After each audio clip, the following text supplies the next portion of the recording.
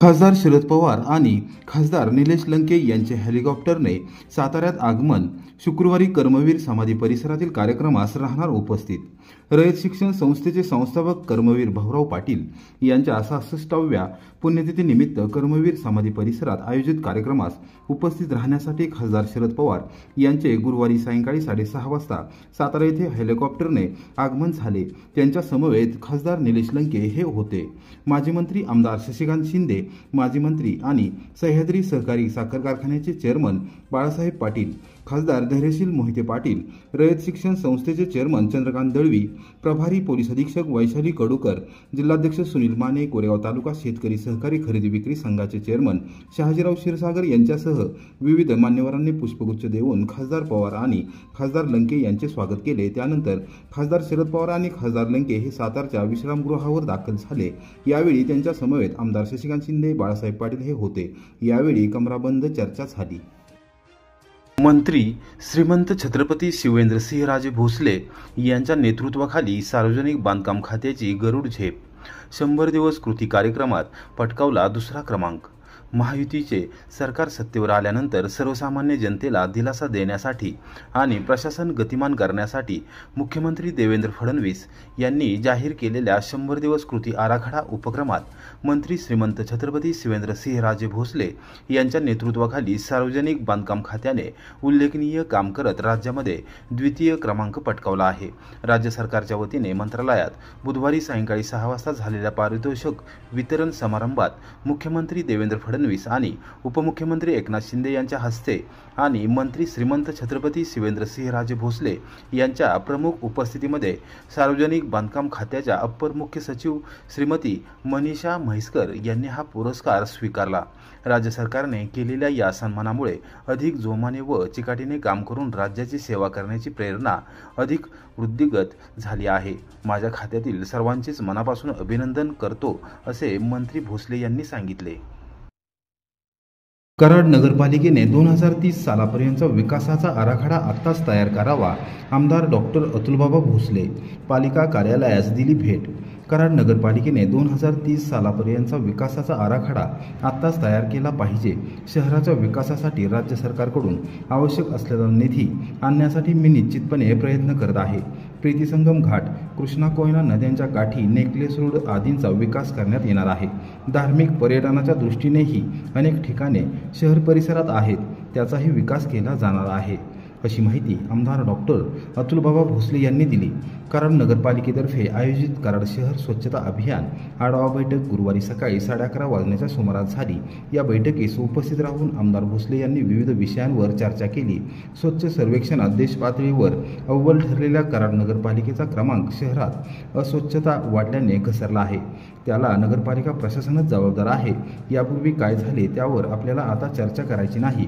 मुख्याधिकारी प्रशांत भटकर यांच्या मार्गदर्शनाखाली कराड पालिका स्वच्छ सर्वेक्षण आणि माझी वसुंधरा अभियानात देशात पुन्हा अव्वल करण्याचा निर्धार करणे आणि पुढे जाणे गरजेचे असल्याचे आमदार भोसले यांनी सांगितले. पालिकेत एक सत्ता कायम राहत नाही, त्यामुळे नवीन लोक सत्तेत आल्यावर त्यांच्या पद्धतीने काम सुरू होते. त्यामुळे अगोदर केलेल्या विकास कामांना खूप असतो. त्यासाठी पालिकेने 2030 पर्यंतचा विकासाचा आराखडा आत्ताच तयार केला पाहिजे. शहराच्या विकासासाठी राज्य सरकारकडून आवश्यक असलेला निधी आणण्यासाठी मी प्रयत्न करत असल्याचे त्यांनी निदर्शनास आणून दिले.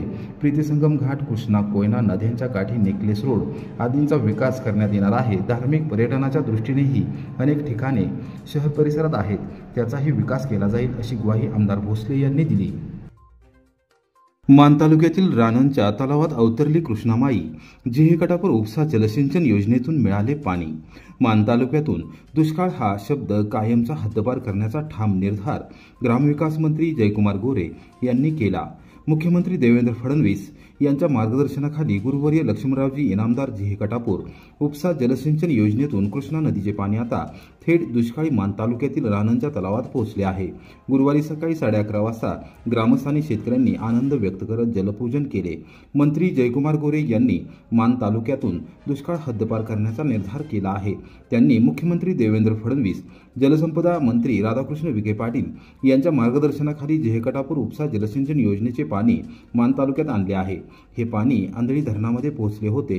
तिथून वाढीव आंधळी योजनेतून आता थेट रानंच्या तलावात आणण्यात आले आहे. आहे। रानंद येथे झालेल्या जलपूजन प्रसंगी वरिष्ठ अधिकारी आणि अभियंते उपस्थित होते।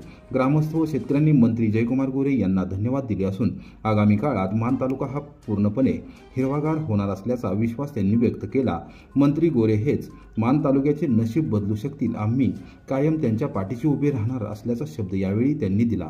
आमच्या प्रयत्नातून कृष्णेच्या ठिकाणी जे कटापूरच्या बॅरेज मधून पुन्हा ते 17 किलोमीटर उचलून वर्धनगडच्या बोगद्यातून आंधळीच्या धरणामध्ये आणि आंधळीच्या धरणामधून पुन्हा नेरच्या धरणामध्ये आणि नेरच्या धरणामधून 7 किलोमीटरच्या बोगद्यातून पुन्हा ते आंधळीच्या धरणामध्ये आणि आंधळीमधून पुन्हा ग्रॅव्हिटीने रानंदमध्ये, म्हणजे साधारण जर कृष्णेपासून प्रवास बघितला तर हा एक 65 किलोमीटरचा प्रवास आहे, तो पाण्याने पूर्ण केलेला आहे। ही जी 32 गाव आहेत, ती जी योजना आहे, ही योजना एकदम एक 3 वर्षाचा हिचा कार्यकाल किंवा कालखंड आहे, तरी पण माननीय आमचे लाडके नेते आणि आता नामदार झालेले जयकुमारजी गोरे भाऊ यांच्या प्रयत्नातून, त्याचप्रमाणे जे कटापूर उपसा सिंचन योजनेचे सर्व अधिकारी, डेप्युटी इंजिनियर असतील, देसाई साहेब असतील, निकम साहेब असतील किंवा सगळेच त्यांचे इंजिनियर किंवा सगळे जे काही अधिकारी आहेत, त्यांचं सहकार्य, त्या सहकार्यामुळं एक साधारण 15 महिन्यामध्ये हे पाणी 15 किलोमीटरच्या चॅनलला किंवा 15 किलोमीटरला इथं पोहोचलेलं आहे। त्यामुळे आम्हाला सर्वांना अतिशय आनंद होतोय। गावामध्ये टँकर चालू करण्याची काही गरज नाही। पिण्याच्या पाण्याचा प्रश्न रानांचा तरी 100% सुटलेला आहे आणि शेतीला जे पाणी लागत होतं, ऊसाची वगैरे रानांमधली जी शेती आहे, ते पाण्याची लोकांना वाटत होतं की आता पिकं जळून जात आहेत का काय, पण ती ही परिस्थिती शक्यतो म्हणजे निघून गेलेली आहे आणि बरोबर लवकरात लवकर काम पूर्ण होऊन वेळेत पाणी इथं पोहोचलेलं आहे।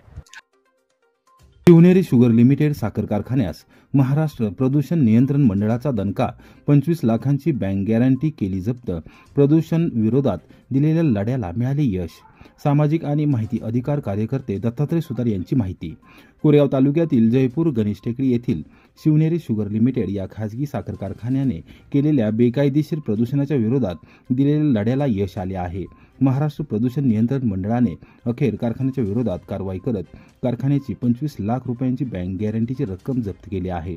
पुणे येथील प्रादेशिक अधिकारी JS साळुंखे यांनी या संदर्भातील आदेश पारित केला आहे, अशी माहिती सामाजिक आणि माहिती अधिकार कार्यकर्ते दत्तात्रय सुतार यांनी दिली। महाराष्ट्र दिनी दिनांक 1 मे रोजी शिवनेरी शुगर लिमिटेड या कारखान्याच्या विरोधात कोरेगावच्या मध्यवर्ती प्रशासकीय इमारतीसमोर आंदोलन करण्याचा इशारा सुतार यांनी दिला होता।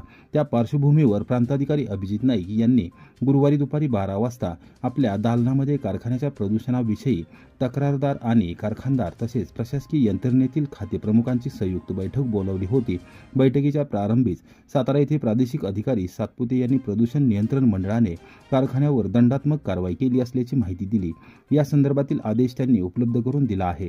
दत्तात्रय सुतार यांनी कारखान्याच्या सांडपाण्यामुळे होत असलेल्या प्रदूषणाबद्दल सातत्याने आवाज उठवला होता। प्रशासकीय यंत्रणेच्या निदर्शनास ही बाब आणून दिली होती। वेळोवेळी प्रांताधिकारी अभिजित नाईक, जिल्हाधिकारी संतोष पाटील यांच्यासह विविध खाते प्रमुखांची भेट घेऊन तक्रारी अर्ज सादर करत कारवाईची मागणी केली होती।